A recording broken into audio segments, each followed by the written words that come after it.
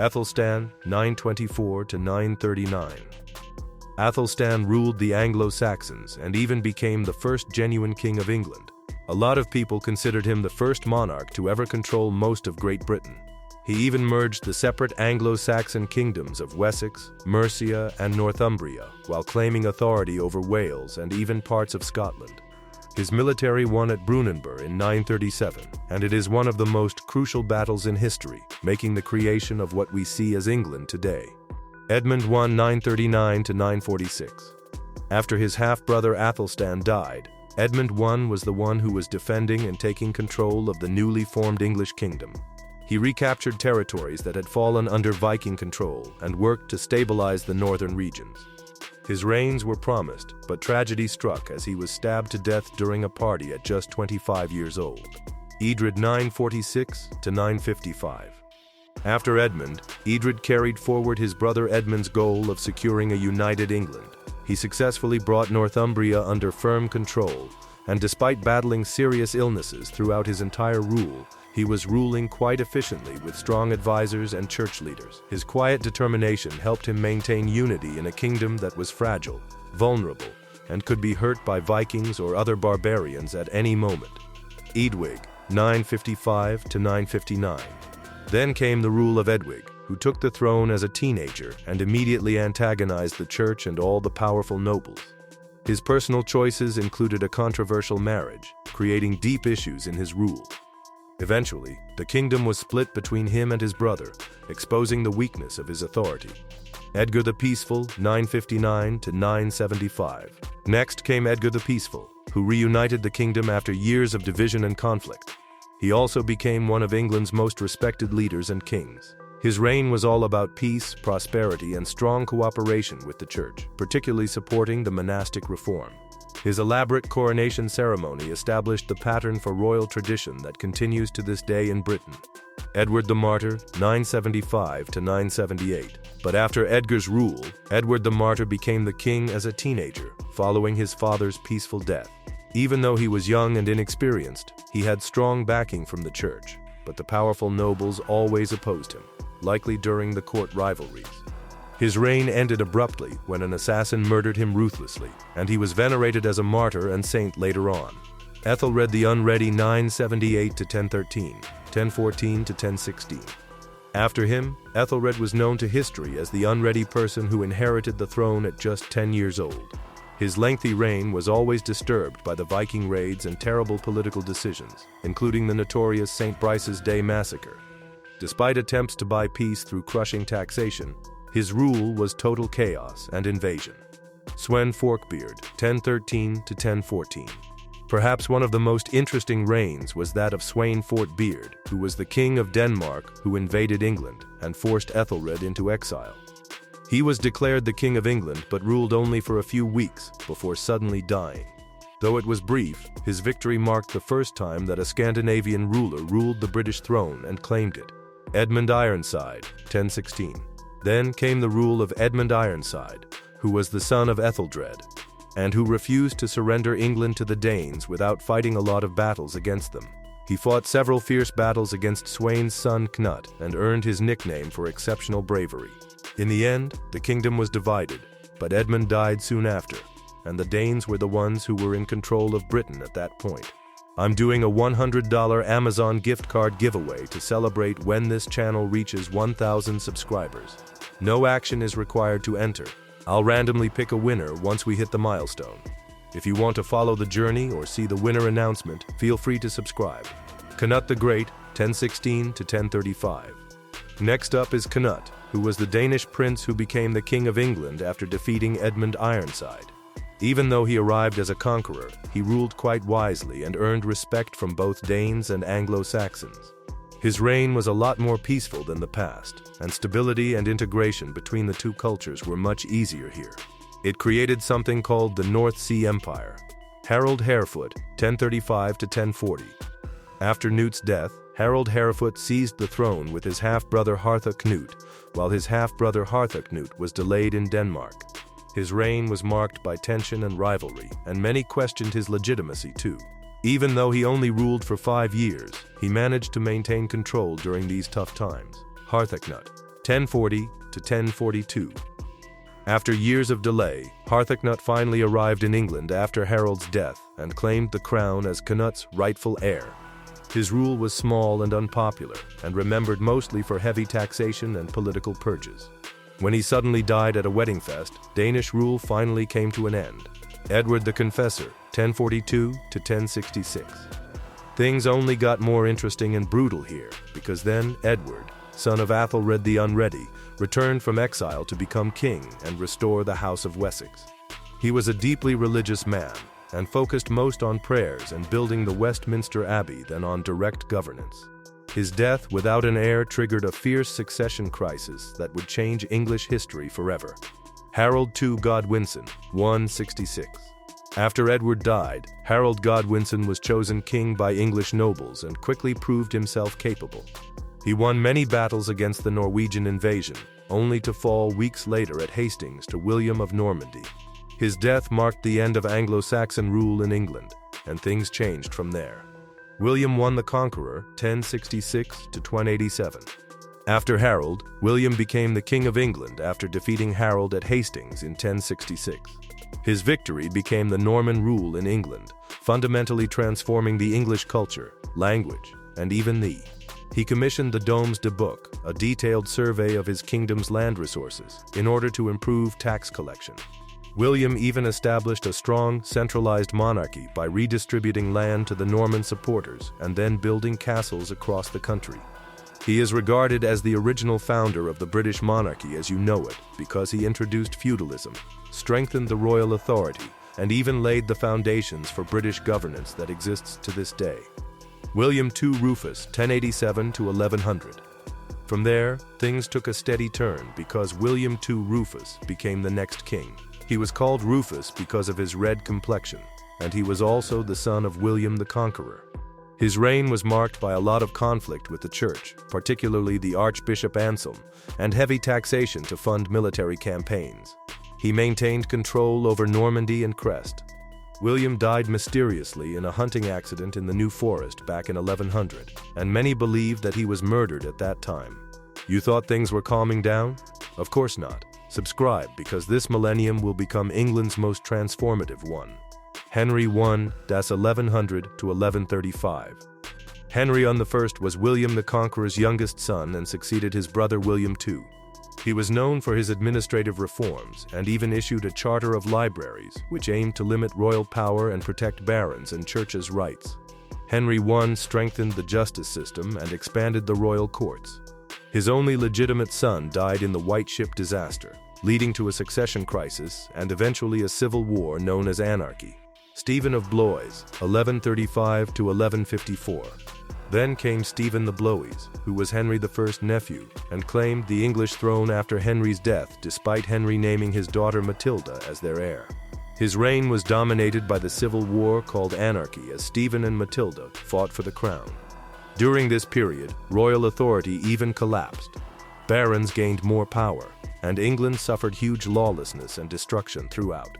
Even though Stephen was eventually recognized as the king, he agreed to make Matilda's son, Henry II, his heir, which ended in conflict. Henry II, 1154 to 1189. After Stephen's reign disaster, Henry II was the first Plantagenet king of England and restored royal authority. He reformed the English legal system while including common law because lawlessness was so powerful at that time. His reign was also marked by the conflict with Thomas Becket, who was the Archbishop of Canterbury, which ended with Becket's murder in 1170. Henry ruled over a vast empire, including much of western France, but his later years were troubled by the rebellions of his own son, which he never expected. John Lackland, 1199 to 1216. Then came the rule of John, known as the Lackland, because most of his family's French land was often remembered as one of England's worst kings. His rule was all about heavy taxation, failed military campaigns, and disputes with the church and barons. Henry III to 1216 to 1272. Henry III became the king at just 9 years old, with England still in civil war. His reign also saw frequent tensions with the nobility over royal authority and finances. Back in 1250, he accepted the provision of Oxford, which limited his power and created a council of barons as well. There was the Second Barron War, which led to Simon de Montfort briefly ruling before being defeated by Henry's son, the future Edward I. Edward I, 1272 to 1307. Edward I was known as the Hammer of Scots, who was a strong and ambitious king who expanded royal control. He conquered Wales and launched a major campaign into Scotland, and even executed William Wallace by execution. Edward is remembered as England's most powerful medieval monarch. Edward II, 1307 to 1327. Next came Edward II, who was a weak and unpopular king whose favoritism toward courtiers really angered the nobility. He suffered defeat by the Scots at Bannockburn in 1314 and faced increasing defeat. His wife Isabella and her ally Roger Mortimer also led a rebellion that disposed of him in 1327. Edward III, 1327 to 1377. After his father died, Edward III took control from his mother and more time. He restored royal authority and began the 100 Years' War, claiming the French crown. His reign saw so many military triumphs that raised England's national identity. However, the Black Death struck in 1348, destroying almost everything. Richard II, 1377 to 1399. Richard II became king at the age of 10 and received a lot of backlash. As he grew older, he ruled more autocratically, surrounding himself with favorites and alienating the nobility. His lavish spending and disregard for traditional government led him to have a lot of enemies. In 1399, his own cousin Henry Bolingbroke deposed him and took the throne as Henry IV. Henry IV, 1399 to 1413. Henry IV became king after Richard II, marking the start of the Lancastrian dynasty. His reign was also troubled by rebellion, including the famous Percy Rebellion led by Henry Hotspur Percy. Henry struggled with poor health and political instability, but managed to maintain control while passing it successfully to his son. Henry V, 1413 to 1422. Then came Henry V, who is remembered as England's greatest warrior king. He achieved the legendary victory against the French at Agincourt in 1415 during the 100 Years' War. His military successes even led to the Treaty of Troyes in 1420, recognizing him as the heir to the French throne. Henry died young at 35, leaving an infant son and an even more united Anglo-French kingdom temporarily. Henry VI, 1422 to 1461, 1470 to 1471. The absurdity didn't end there, because Henry V became the king as a baby and was also crowned the King of France. He lacked his father's leadership and strength, of course, and his weak rule led to the loss of most of England's territories in France and the outbreak of civil war in England. He suffered from bouts of mental illness and was deposed in 1461 by Edward IV, who briefly controlled the throne. Edward IV, 1461 to 1470, 1471 to 1483. Edward IV was the first Yorkist king who took the throne during the War of the Roses after defeating the Lancastrians. His reign was interrupted when he was briefly overthrown in 1470, but he regained control in 1471 after defeating Henry VI's supporters. Edward was a strong ruler who restored royal authority and improved the economy through trade. He suddenly died in 1483. Edward V, April to June 1483, never crowned.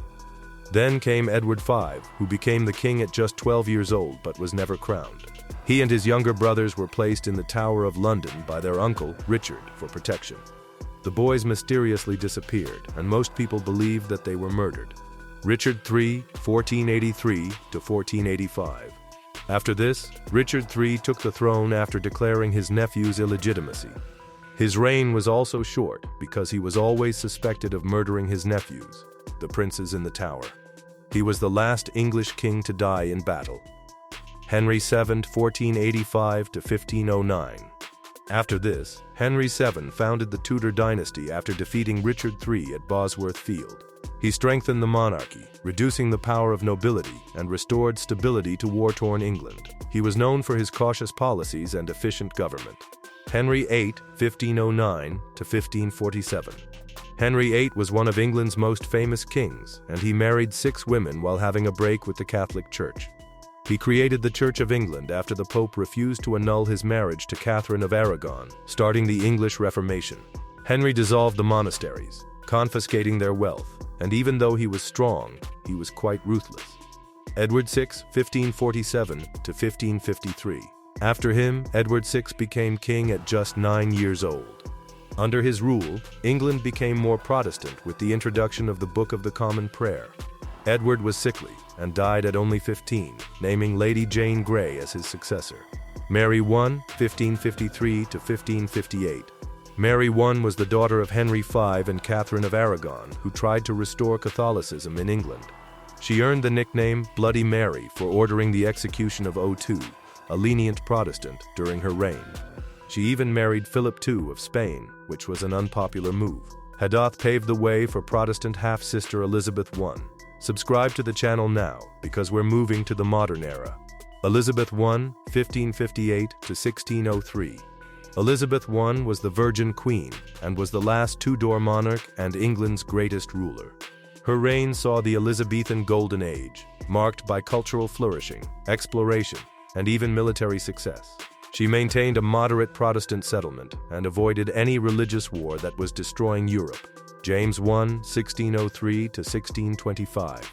James V of Scotland actually became James I of England in 1603, uniting the crowns. His reign was the start of the Stuart dynasty in England.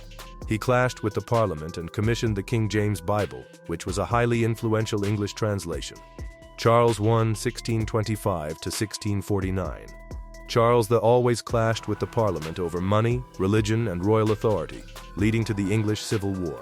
He was defeated by parliamentary forces led by Oliver Cromwell and executed in 1649.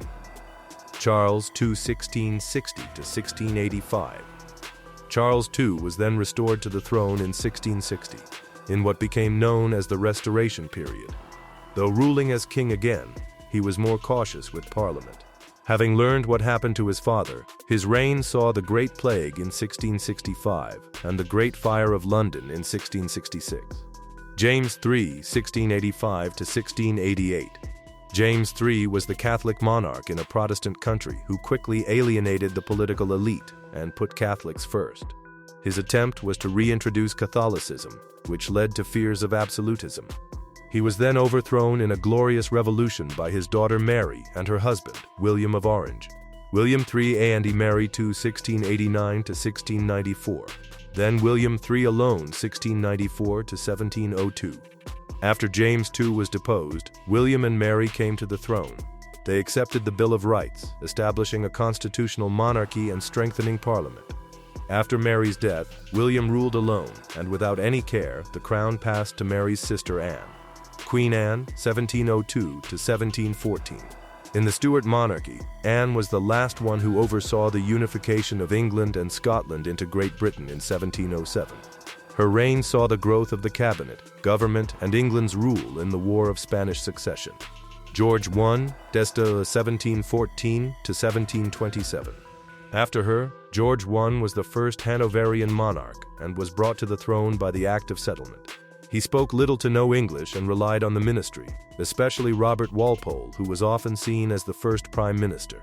George II, 1727 to 1760. George II was the last British monarch born outside Britain and was the last to lead troops in battle. His reign saw Britain's rising global powers, especially during the War of the Austrian Succession and the 7 Years' War. George III, 1760 to 1820. Then came George III, who was known for one of the longest reigns in England's history. He had many mental illnesses and lost the American colonies during the Revolution. However, he remained popular for his morality and domestic focus. From 1911, his own son ruled as Prince Regent due to illness. George IV, 1820 to 1830. George IV became the king in 1820, and he was known for his lavish lifestyle and scandals. He was also a patron of the arts. William IV, 1830 to 1837. Then came William Ford, who was known as the Sailor King. He was more modest and approachable compared to George Ford, who was his older brother. His reign had seen a huge political reform, including the passage of the Reform Act in 1832. Queen Victoria, 1837 to 1901. Then came the long era of Queen Victoria, which is also known as the Victorian era. It was one of the most influential in British history. She presided over the entire British Empire and, at its height, during the time of industrialization, cultural and scientific progress. Edward VII, 1901 to 1910. Edward Salmon was Queen Victoria's son and marked the beginning of the Edwardian era. He was known for his elegance and confidence. He strengthened foreign allies, especially with France, and modernized the royal image. George V, 1910 to 1936. The one who led Britain through World War I was George V, and he navigated rising social and political change. In 1917, he changed the royal family name from Saxe-Coburg-Gotha to Windsor due to anti-German sentiment. Edward VII, 1936. Edward VII then took the throne to Mary Wallace Simpson, who was an American divorcee, sparking a huge crisis. His reign lasted less than a year, making it one of the shortest British rules. George VI, 1936 to 1952. After this, George VI became the king unexpectedly after his brother's abdication and guided Britain through World War II. With the strength and dignity, his calm leadership earned him a lot of respect. Elizabeth II, 1952 to 2022. We're finally at Queen Elizabeth II's reign, who took control for over 70 years, becoming Britain's longest-serving monarch and a symbol of continuity. Her reign saw major political changes and technological changes as well. She transformed the British Empire into the Commonwealth. Charles III, 2022 to present. And if we're talking about the present-day era, we cannot miss Charles III, who became the king after his mother Elizabeth II died in 2022. His early reign focused on streamlining the monarchy and continuing the royal rule in modern, multicultural Britain. And that's the end of every English king, ranked based on their powers. Let us know who you found the best for Britain in the comments down below, and subscribe to this channel if you enjoyed the video.